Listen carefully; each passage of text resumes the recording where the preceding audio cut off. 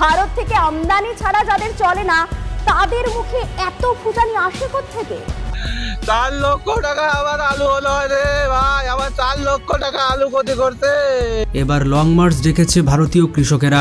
দিল্লিমুখী বিক্ষুব্ধ ভারতীয় কৃষকেরা, তাদের মুখে একটাই স্লোগান, মোদি হটাও দেশ বাঁচাও।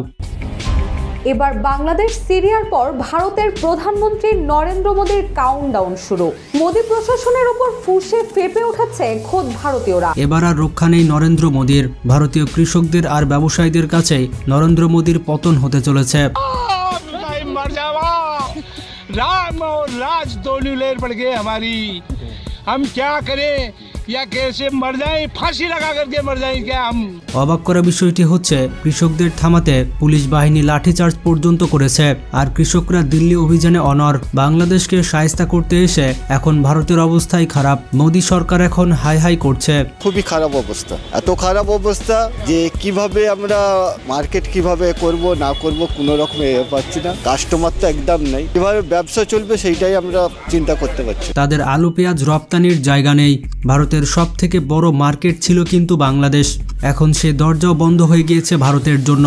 কারণ এই বাংলাদেশকে নিয়ে ভারত যা শুরু করেছিল, মনে করেছিল তারা যদি আলু পেঁয়াজ না দেয় তাহলে বাংলাদেশিরা না খেয়ে মরে যাবে।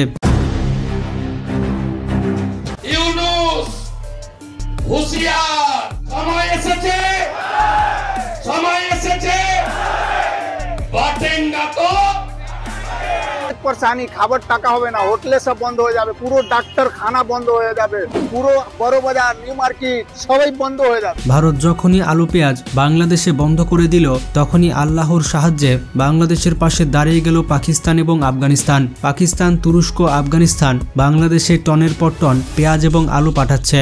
এছাড়াও বাংলাদেশে সুন্দর সুন্দর আলু এবং পেঁয়াজের জাত কৃষকরা উদ্ভাবন করতে সক্ষম হয়েছে। 28 টাকা 30 টাকা এই কৃষক আলু বেচা 8 টাকা, 10 টাকা লুসকান কৃষকের। কৃষক বাঁচবে কেমনে? কৃষকের অনেক টাকা লস হচ্ছে, 1 টাকা বেচলে বলে না লাভ হতো। কৃষকের গোয়া মারা হারা বাড়ি তো মুড়ি কাটা বিয়ে জন্মভরি শেষ হয়। কথায় আছে, আপনি যদি কাউকে 1 আঙুল দেখান তবে তার 3টে আঙুল আপনাকেও দেখতে হবে। আপনি যদি কাউকে সাবধান করেন তাহলে সৃষ্টিকর্তা বলেছে তুই নিজে সাবধান হয়ে যা, কারণ তোর কপালে খারাপ কিছুই আছে। ভারত কিন্তু আগে বলেছিল পেঁয়াজ আলু কিছুই বাংলাদেশকে দিবে না, কিন্তু সৃষ্টিকর্তার কি খেলা দেখুন। आलू कोई खरीद नहीं रहा, गोल्ड वाले ले नहीं रहे, गहने गिरवी रख के खून पसीना बहा के जिस किसान ने आलू बोया है वो कहां ले जाए? सरकार क्या कर रही है? आलू ले ही नहीं रहे, कोई इतनी हालात खराब है, कोई ले ही नहीं रहा है। যে ভারতের আলু পেঁয়াজ সব পৌঁছে যাচ্ছে, তাদের আলু এবং পেঁয়াজ 3 টাকা দরে বিক্রি হচ্ছে, যা কেউ নিচ্ছে না, তারা রাস্তায় ফেলে দিচ্ছে। এমনকি ময়ূখ রঞ্জন ঘোষ এবং শুভেন্দু অধিকারীর বাড়ির সামনে বস্তা বস্তা আলু পেঁয়াজ ঢেলে দিয়ে চলে আসছে ভারতীয় কৃষক এবং ব্যবসায়ীরা। কৃষক আন্দোলন আজ দ্বিতীয় দিনে পড়েছে একেবারে রণক্ষেত্র, শম্ভু সীমানা, ব্যাপক উত্তেজনা সেখানে। কৃষকদের রুখতে কাঁদানে গাছের তেল ফাটায় পুলিশ, কৃষকরা দিল্লি অভিযানে অনড়। এতে করে আপনারা প্রমাণ পাচ্ছেন, আপনি যদি কাউকে ডোবাতে চান তাহলে আপনাকে নিজেই ডুবতে হবে। এছাড়া বাংলাদেশে এখন আলু পেঁয়াজ অনেক সস্তা।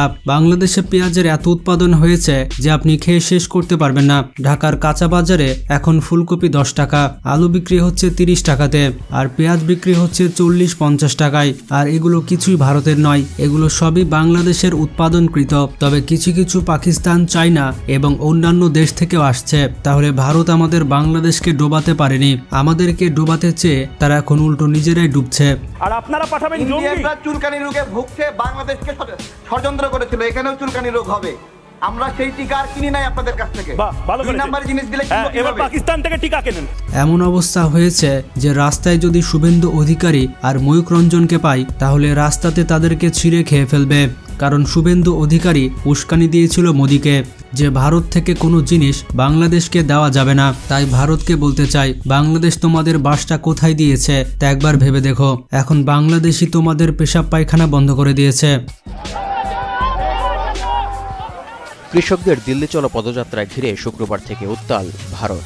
144 ধারা জারি সহ বন্ধ রয়েছে রাস্তাঘাট, চালানো হচ্ছে আটক অভিযান, ছোড়া হচ্ছে কাঁদানে গ্যাসও। মোবাইল ইন্টারনেট পরিষেবা বন্ধের সিদ্ধান্তও অব্যাহত সোমবার পর্যন্ত।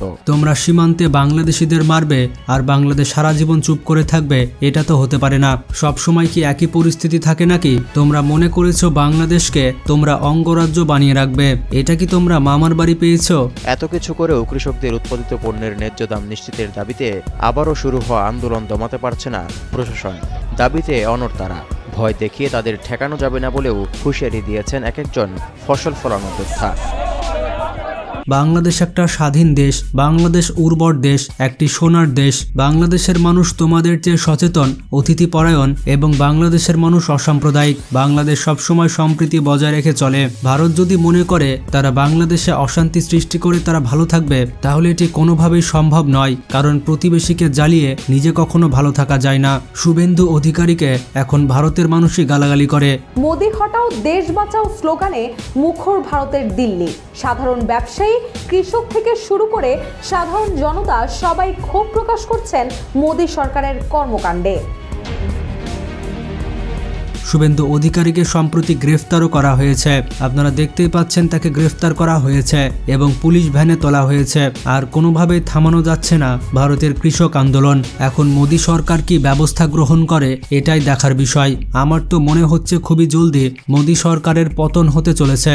এ বিষয়ে আপনার কি মতামত কমেন্ট করে জানাবেন। ভিডিওটি ভালো লাগলে বেশি বেশি শেয়ার করবেন। আজকে এ পর্যন্তই, ভালো থাকবেন, টেক কেয়ার।